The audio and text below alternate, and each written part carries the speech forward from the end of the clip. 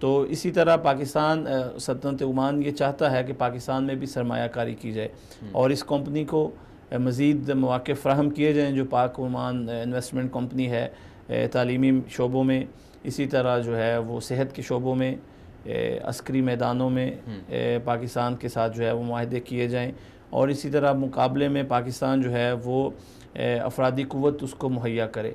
और मेरे ख़्याल से सल्तनत ओमान बेहतरीन मुल्क है पाकिस्तानियों के लिए।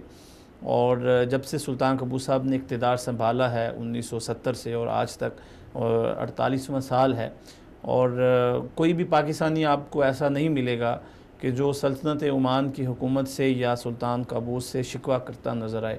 इतना अदल इंसाफ है और इतनी पुरअमन सोसाइटी है जिसमें मजहबी रवादारी कूट कूट कर भरी हुई है। आपको मजहबी तौर पर आपको फ़िरकावारियत बिल्कुल नहीं है। और इसी तरह सुल्तान क़बूस साहब के नाम की 2 चेयर्स भी हैं जो UET लाहौर में ग़ालिबन या कराची में हैं। लेकिन हम चाहते हैं कि ओमान के साथ इस नई हुकूमत में नए दौर का आगाज़ हुआ है और शाह महमूद कुरैशी साहब भी दौरा करके जा चुके हैं, हमारे सर्विस चीफ भी आ चुके हैं। मज़ीद जो है वो ताल्लुकात को बेहतर बनाया जाए।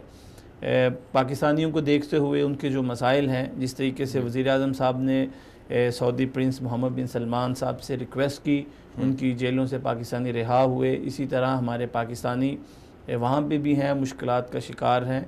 और मैं समझता हूँ कि इमरान खान साहब को आना चाहिए। वज़ीर ख़ारजा साहब ने भी कहा कि इमरान खान साहब आएंगे और मैं उम्मीद करता हूँ इंशाअल्लाह इस नई जो लीडरशिप है पाकिस्तान की, उनके आने से पाकिस्तानियों के मसाइल जो हैं वो काफ़ी हद तक वो हल होंगे।